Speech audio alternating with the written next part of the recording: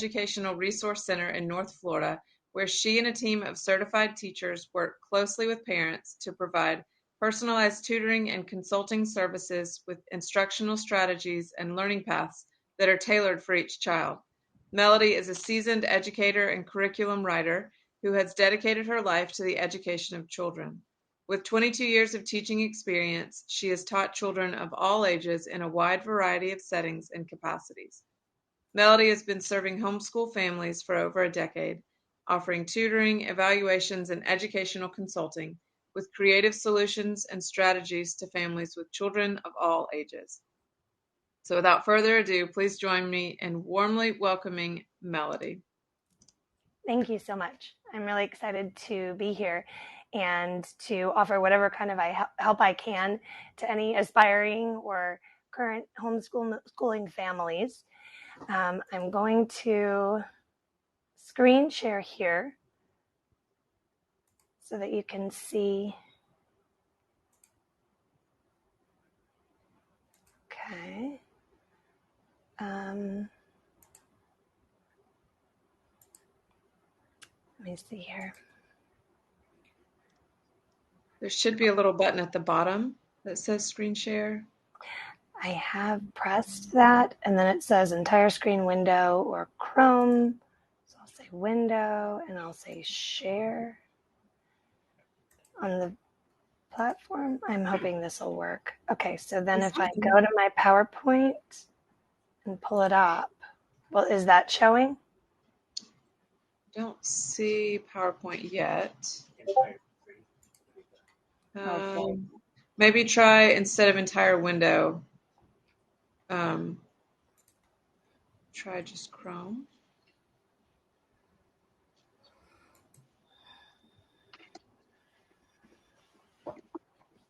Cameron, would you mind coming to help me for a second? I've got somebody in our tech coming to help too. And window. My husband's a tech. He's tech and security. But we've never worked in Boomset before. So I know. It wants to share, it looks like it wants to share internet instead of my PowerPoint.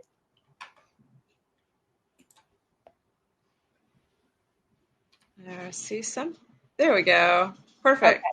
All right then. Awesome. Thank you so much. Thank you, hon. Good deal.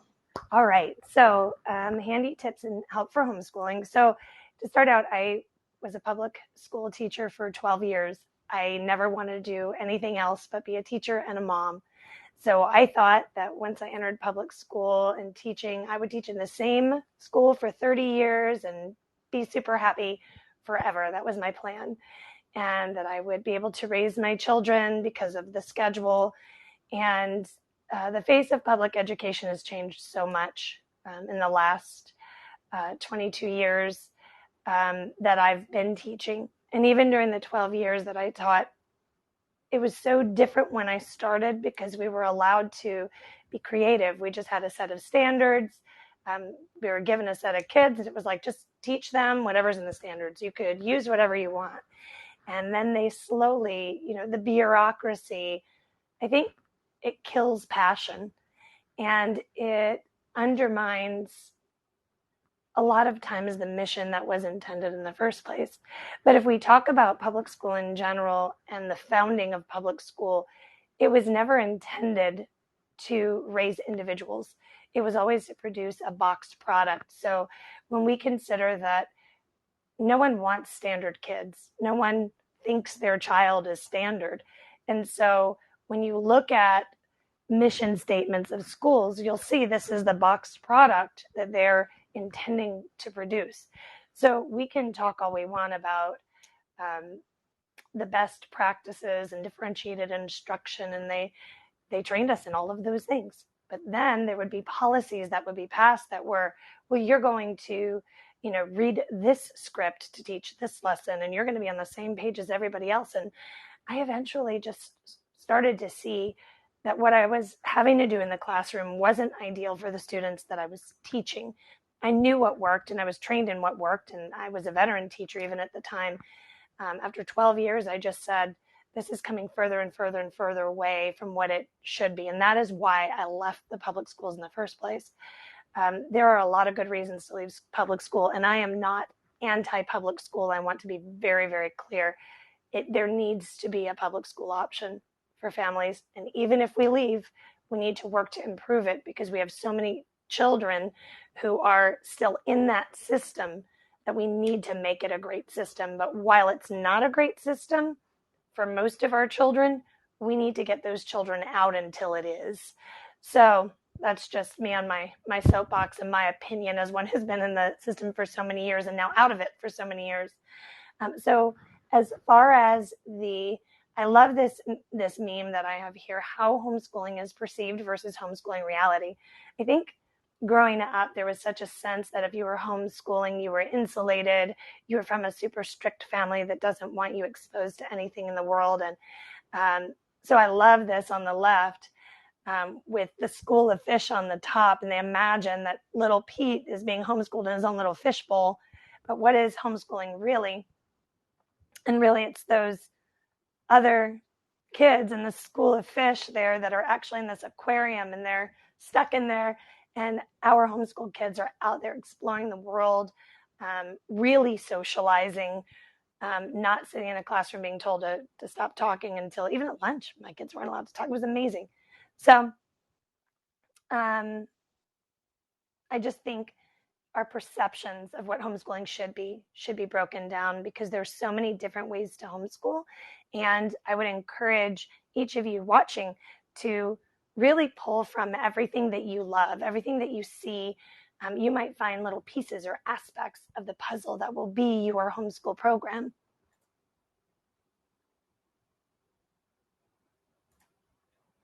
So the first thing I would say is, and I'm sure someone's gone over this, but check your local laws. Find out what's required in a homeschool program, what forms need to be submitted to begin or to terminate the program.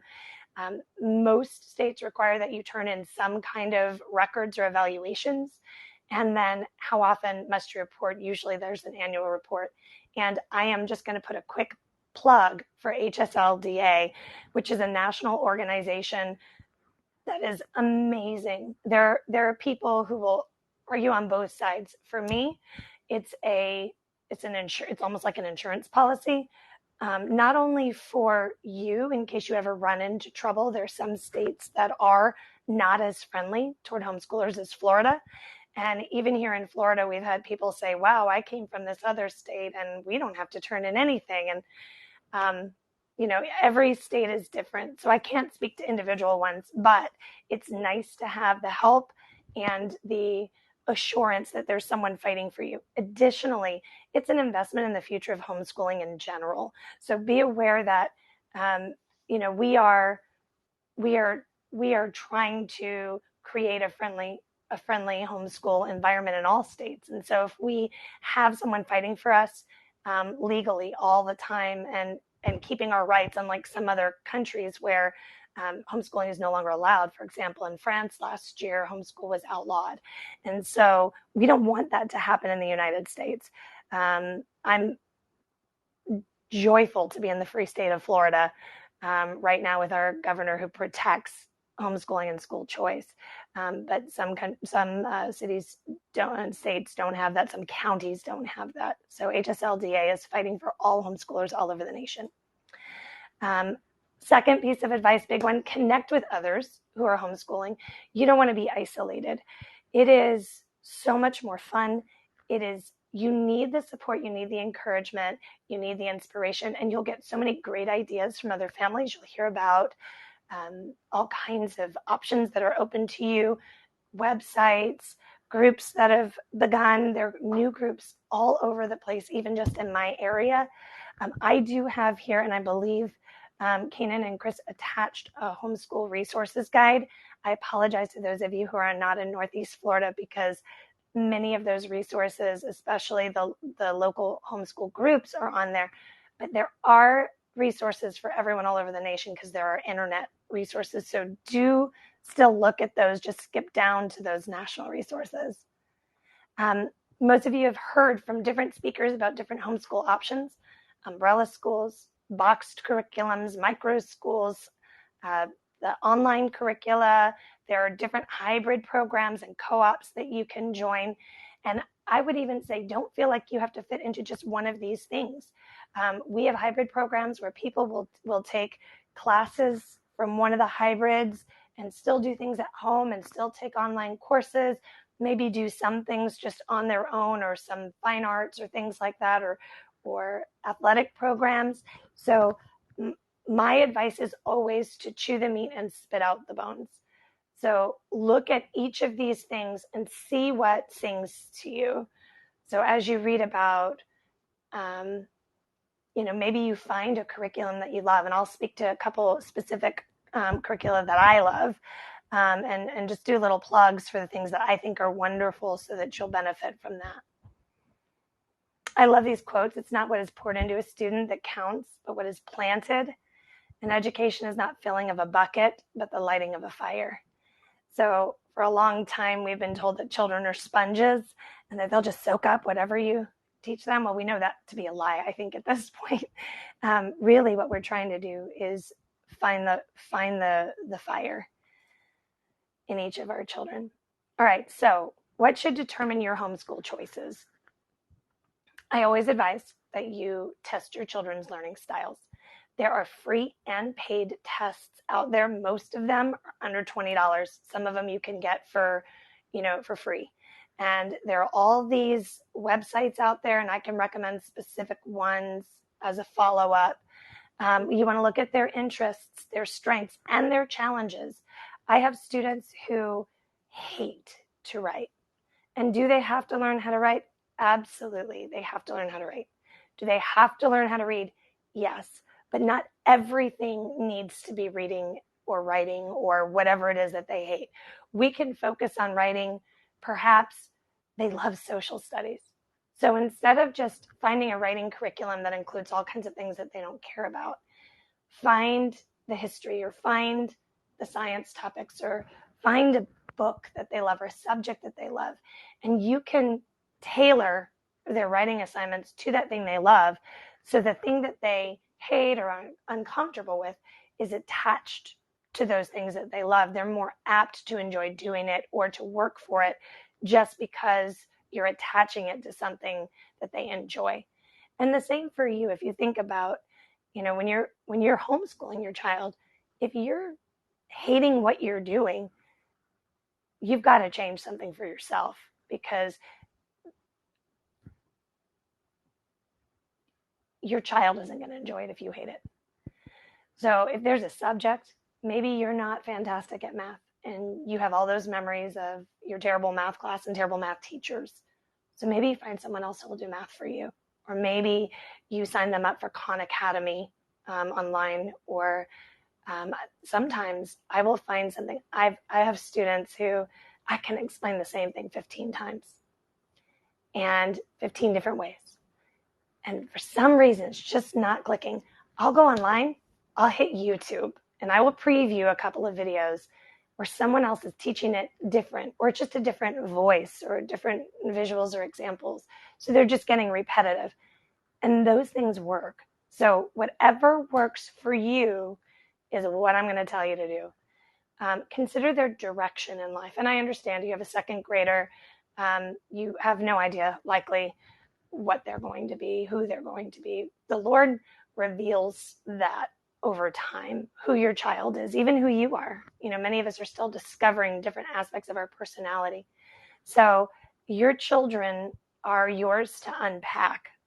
So the Lord says to raise each child in the way that he or she should go, and that when he or she is old, he or she will not depart from it. So the original word, it is translated bent. So that means specifically each child has a bent or a certain way that they're going to go, which is different from every other child. So the direction there is to allow your child to reveal who they are, and then follow that path, because the Lord is revealing to you who they are and who they're going to be, a little at a time. So follow. So that's a little self-directed learning, a little allowing your child to lead. You're still making the calls, but you're looking to them for what is it that lights you on fire. Also consider your family's dynamics. If you are working and your spouse is working, it may be difficult for you to dedicate hours to a school program. So you should consider other choices that involve other people. Jobs, young children. Oh, I forgot my close parentheses here. Oops. Consider your stress level. As I said before, your happiness matters too, because that's going to rub off. I've learned over 22 years, if I am enthusiastic about a thing, my students are enthusiastic about it. So for me, when I every April go, National Poetry Month, I love poetry. And some kids are like, I hate poetry, but I'm going to tell you, they love it.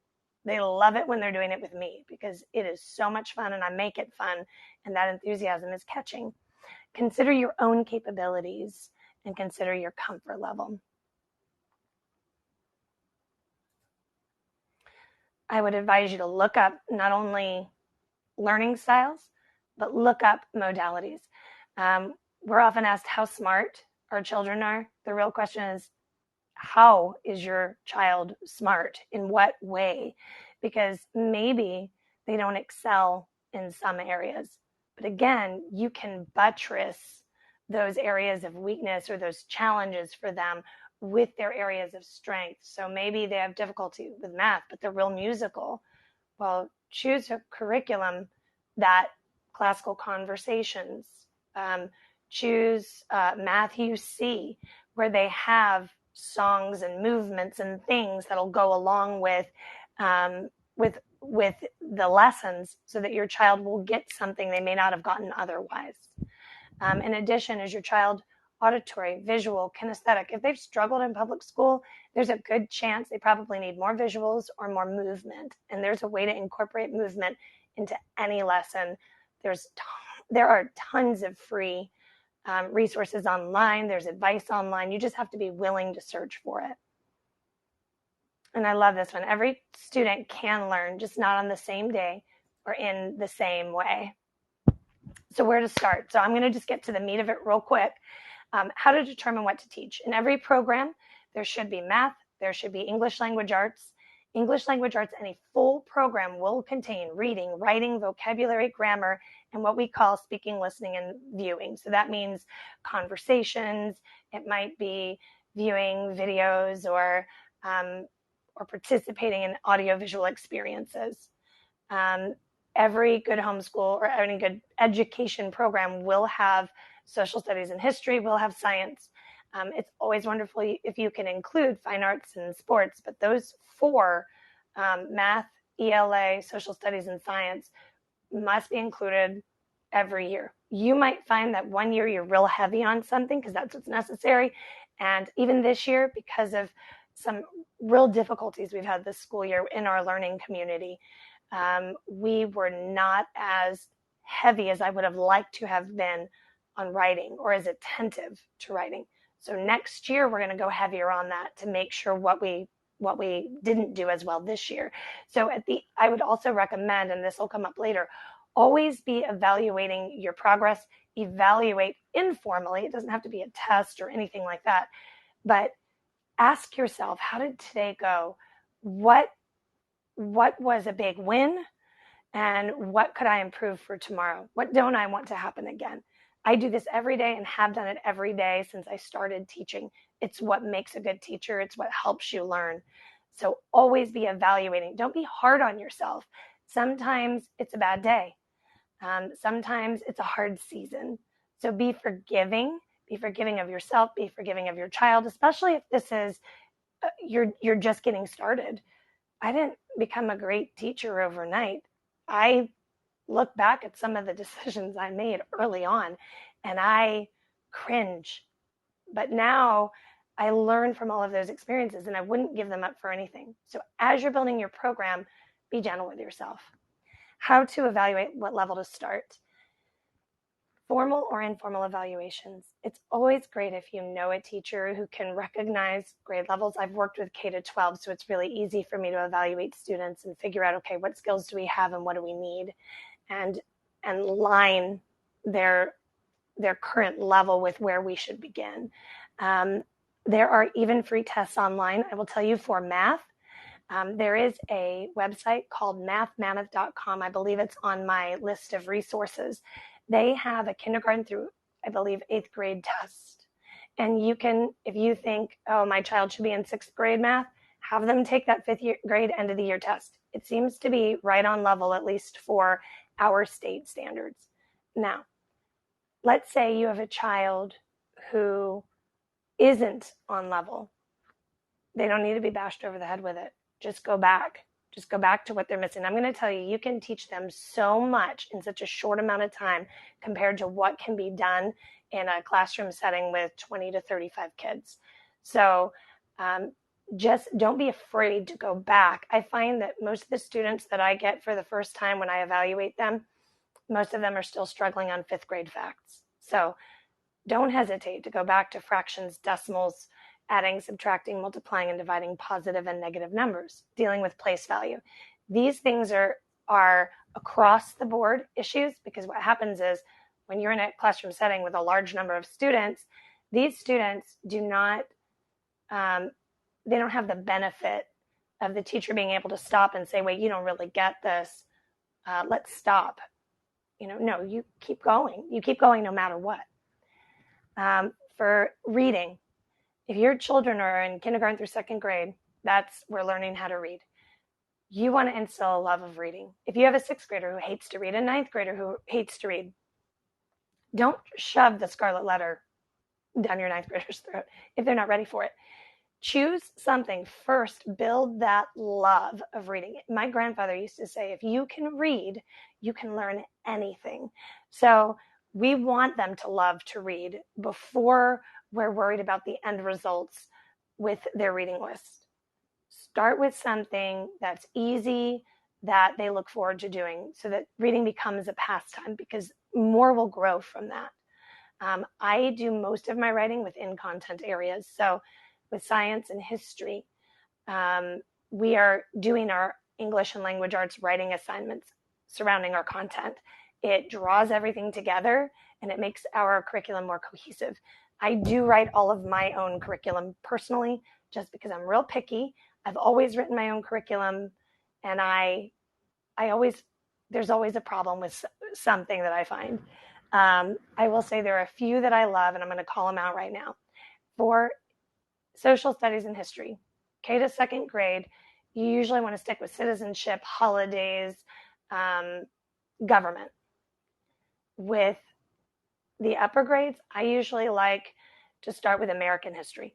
I don't like teaching world history outside of an American history context, and this is why. The world is a huge place, and history took place over a long time period. So it is very confusing to students who haven't been outside of their neighborhood, their cities, their states, out of the country, to envision Europe in the 12th century. So you're wasting your time. You may be able to teach isolated unit lessons. It's just my opinion. I say give them a good 3 years of American history. I usually do early American history with first settlers. I say first settlers with First Nations people, move into the age of exploration and colonization, and make it to the Revolutionary War in the first year. The 2nd year of American history, we go up to the Civil War from the Revolutionary. And then the 3rd year, we do the Civil War through present. And then after that, they have their huge timeline of American history, which is so short in the span of world history, but they have something to hang their hats on. So after that, we go into world history. The second recommendation I'm going to make for history is I absolutely love the Mystery of History curriculum. There are others that are comparable. It is my favorite one because I learned Bible history completely separately from regular history. And there actually is no better source of ancient history than biblical history. There is no other more detailed written record. So I like Mystery of History because it incorporates all of it from creation on. For science, my very, very favorite is Apologia. It's really most appropriate for 4th grade through 12th grade. It's an excellent curriculum. It is high level. It is detailed. I'm going to say that is a Christian curriculum. I think it's so important that we teach our children how to defend their faith. But I have found too that that series is extremely fair in covering multiple viewpoints. Whereas if you pick a secular curriculum, all you're going to hear about is evolution as though it's law and it's barely a tested theory. So there's a lot of evidence that is ignored or on purpose hidden. So there's that. The Good and the Beautiful has an excellent kindergarten through second grade curriculum. I have not analyzed it beyond second grade, but I do love it for our lower grades. And lastly, what if I mess up? I understand I'm going over my 20 minutes, so just one more minute. If you mess up, every day is a new day. Keep notes on what worked for you and what didn't. Be creative and always be on the lookout for new strategies. Know when to cut your losses. If something isn't working, abandon it. I'm not saying the first day, but if you're finding consistently that there's something that isn't working for your child, that isn't working for you, that's not bringing joy to your household, that is causing frustration day after day after day, change it. If you need to consult an expert, do it. Okay?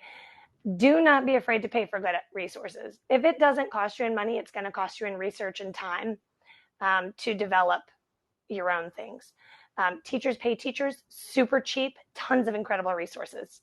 Allow your child to lead with his or her interests and passions. It doesn't mean they only get to do what they feel like doing, although there are homeschoolers with that philosophy. And if you're one of those, more power to you.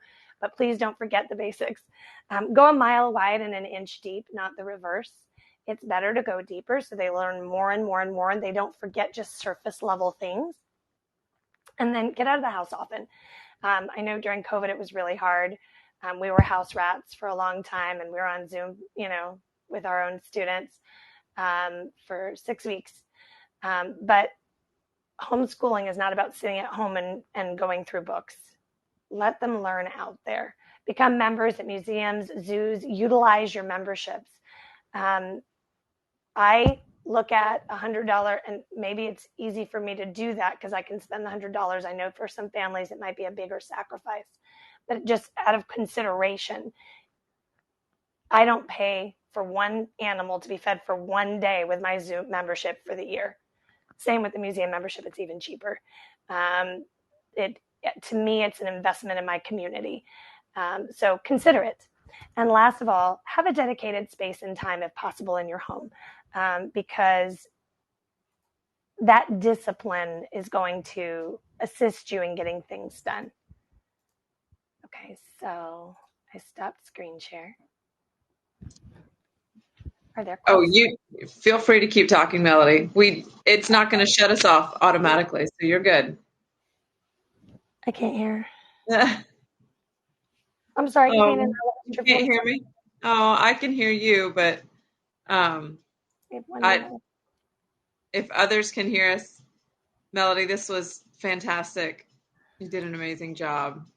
I'll keep talking for a minute. One thing that I've homeschooled all the way through.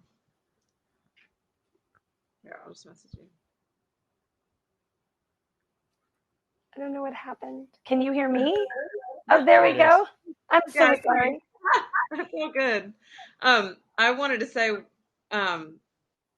everything you said was just spot on, perfect. I loved all of the resources. I love that you gave some specific ideas of things that you loved curriculum wise. Talking about getting out of the house and going a mile wide and an inch deep, and all of that just really resonates with me. I've homeschooled my 5 kids all the way through. I was homeschooled personally, so lots of background here.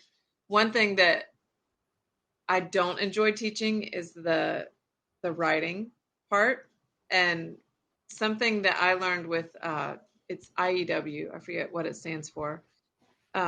Institute for Excellence in Writing.